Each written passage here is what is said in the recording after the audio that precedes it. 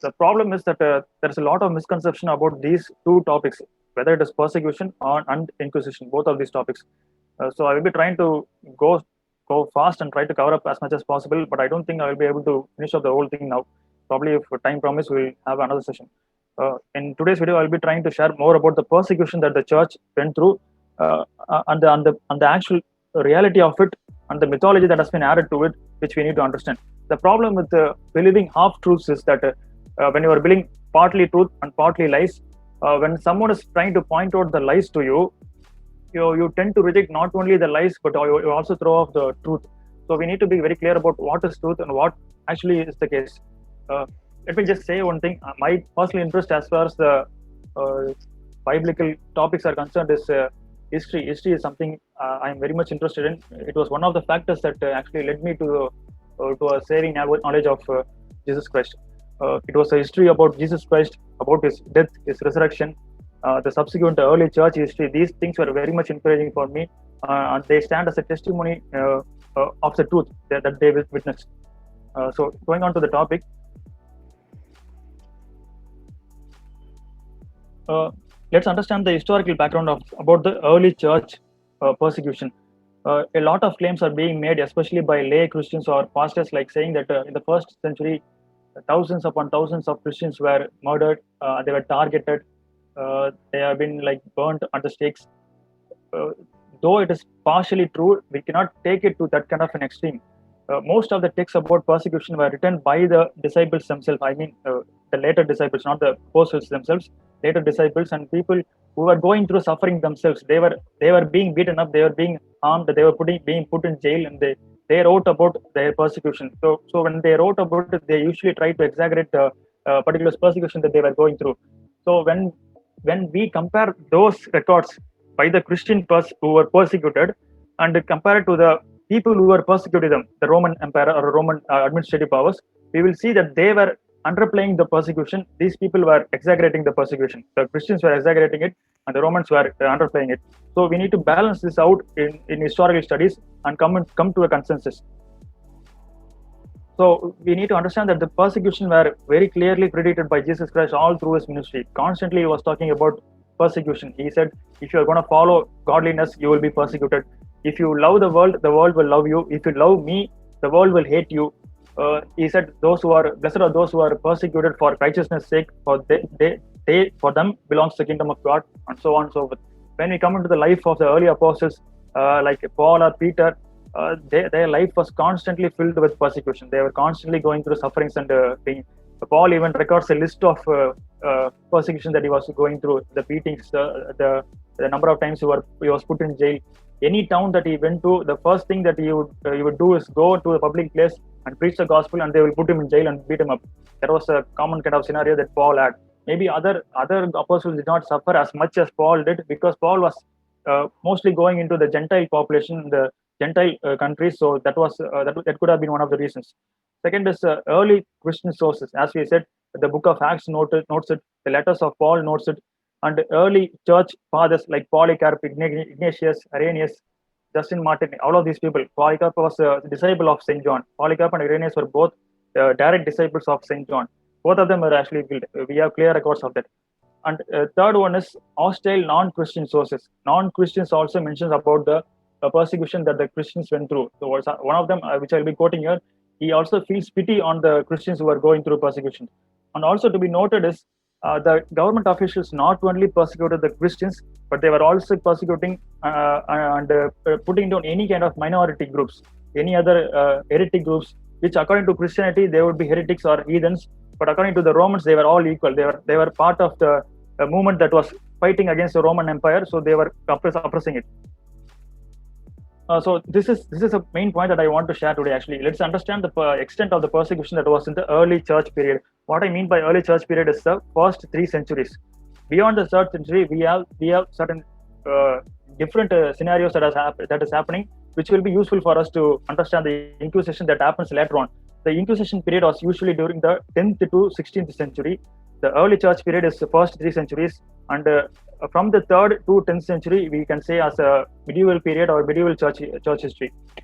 So we need to understand the first 3 centuries, the persecution of Christians were isolated and sporadic. It was not very much like targeted. இது இவங்க Christians தான், இவங்க நம்ம நிச்சயமா கொன்னே ஆகணும் அப்படின்ற மாதிரி ஒரு டார்கெட்டடான ஒரு பர்சிக்யூஷன் கிடையாது. There was no widespread state commanded laws or rules that say that you should not follow the Christian faith or anything like that. Initially, the Christians were usually identified along with the Jews, and the Roman Empire did not like the Jews as such. They knew that these people were a little bit violent and rebellious. They tend to rebel constantly, whether it was in the Maccabee during the time of a Maccabee period, which was around 200 BC, during the temple destruction time of 70 AD. These times where the Jewish people were constantly rebelling against the Romans, so they don't want to interfere with their internal matters.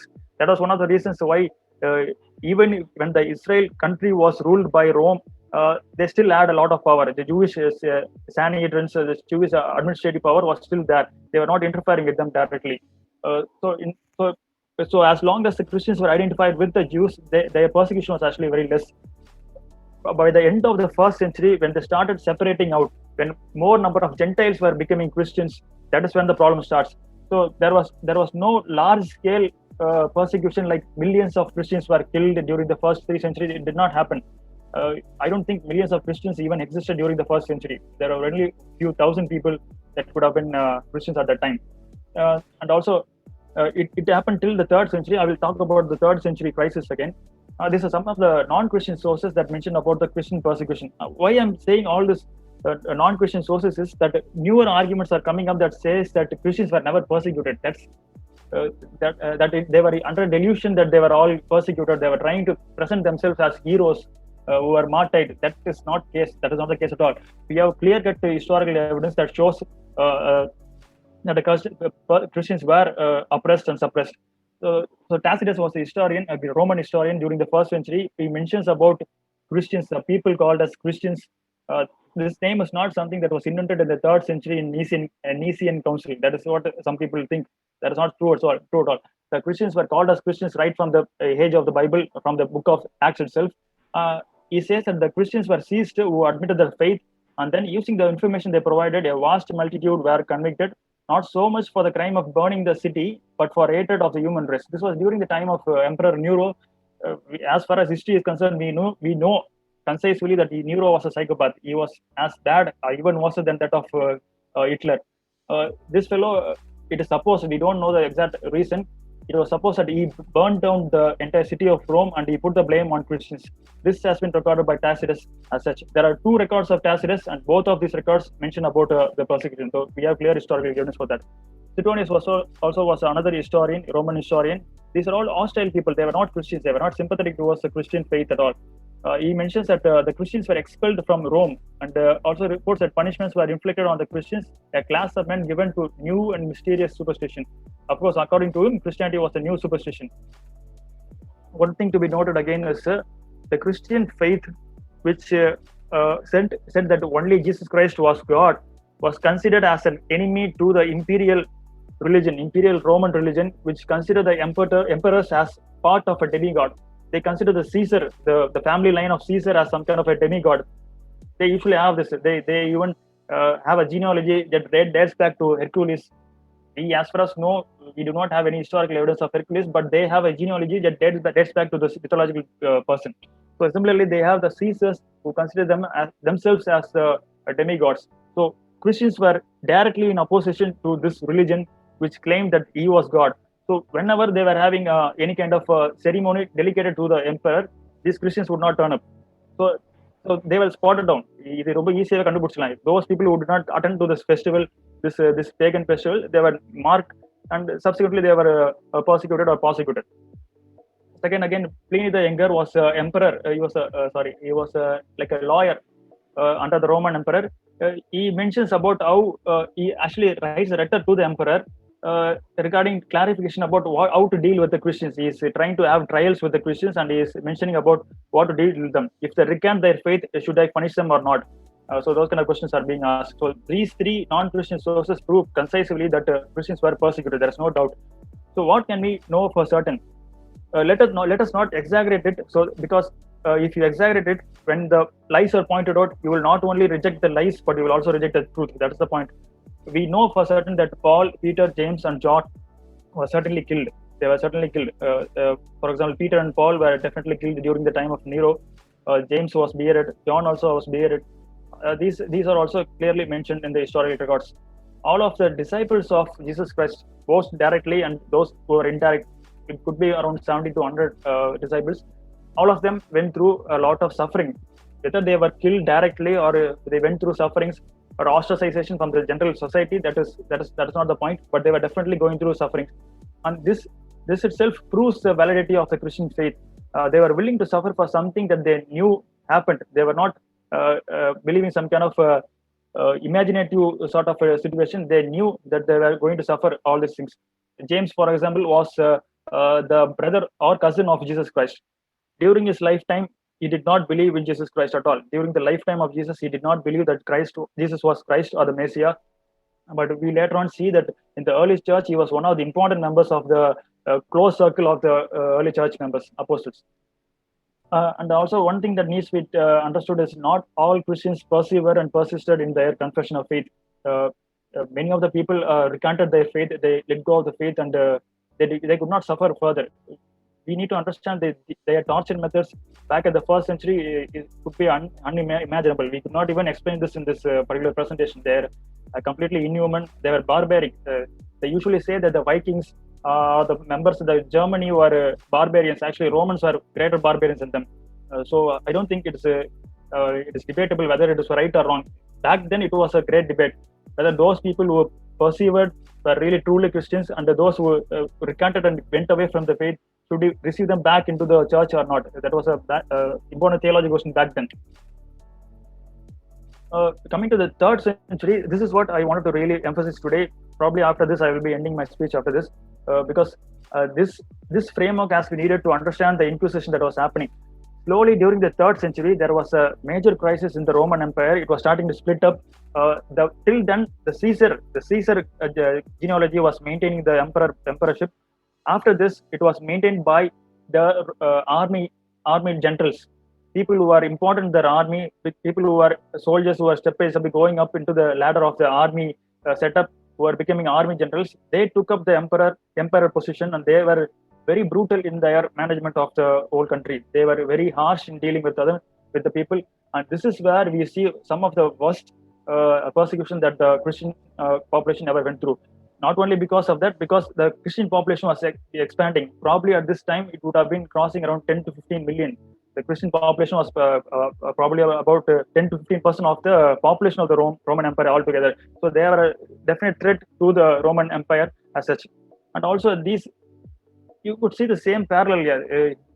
These Roman fundamentalists were trying to reclaim the pagan past.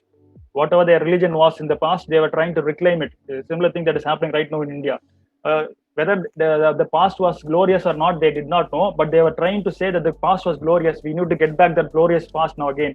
So we have to get rid of these Christians, Jews, all these minorities and all these heretics. We have to send them out. So it was this time, from the 3rd century onwards to around 4th century, in that period, that widespread targeted punishment was given to the Christians. During this 3rd century, we have multiple civil wars within the Roman Empire. Around 6 emperors were actually killed within themselves. They were getting killed by themselves. We'll note a couple of persecutions here. The Decian period, we have the Cyprian plague. I think we already spoke about this in a previous session. It was during this time that a lot of the Gentiles were actually converted because of the charitable work that was done by the Christians. When all the people were running away from the cities and they were going to the mountain hilltops, the Christians remained in the valleys and they were tending to the sick people. This was also one of the periods when a large number of people were converting to Christians. Again, these times, the problem was that when church leaders were particularly selected and they were put in jails, they were tortured, and if they ever come out of the jail, it means that they have recanted their faith. They have let go of their faith and they're coming back. They will never be received back into the church. They have not followed the faith, so they will not be received back to the church. So this was a great crisis, not only for the Roman Empire, but also for the Christians as well. Next to that, we have the Emperor Valerian. even during this time, he used to banish the Christians into the African and North European states. He did not allow them to even stay in the country. And during this time, as we saw, the population was increasing, and many of them were taking up administrative positions. Christians were in administrative positions. They were removed from those positions. They were suspended from those positions. Their land was confiscated. So it was these times that were in which there was a global persecution as such. And later on, we have this imperial religion, imperial cult, which was very much proposed, and most of the famous saints that we have in Catholic Church, most of them were persecuted and martyred during this time, Diocletian period. This is a time we also see that the Colosseum, where the Christians were put down, they were tortured by animals. They were covered in animal skin, and they will be put into the animal den. So many things were happening. I don't think we can go into the details of that. So with this background, we will just let go of this medieval period, 6th century to the 12th century. From 12th century onwards to the 16th century, we also need to understand that in the 3rd century, we had Constantine, who became the Christian emperor of the Roman Empire. So during this time, Christianity was accepted. All these years, these Christians were being beaten up, put in jail, and they were killed. And all of a sudden, they were being accepted into the official administrative positions and all that. So this is where we need to understand. So we are in a position where the church had to compromise on certain philosophies. They have to accept the pagan religions, pagan practices inside them. They had to change the pagan gods into Christian figures. Now again, I don't think it is appropriate to just simply call the Roman Catholic Church as a pagan transformation. That is wrong. That is not the appropriate way to say that.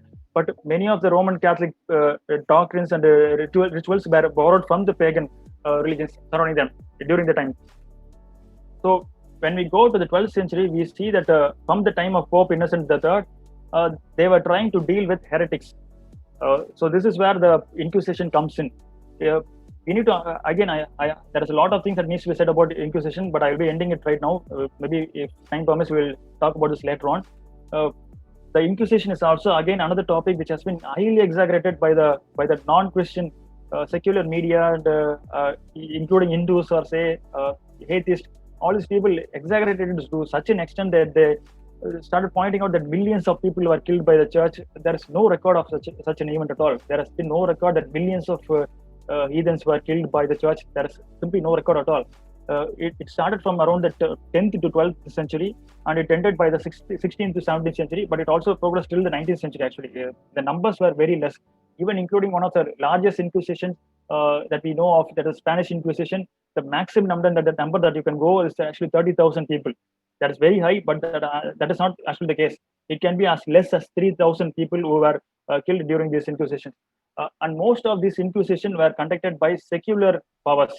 The church used to get the heretics. They used to put in a lot of trial. They will be examined. They will be cross-examined, not in single sessions, not even in single session. Most of it would go into several sessions or even several weeks to months, and only then they will be decided and subjected to Inquisition.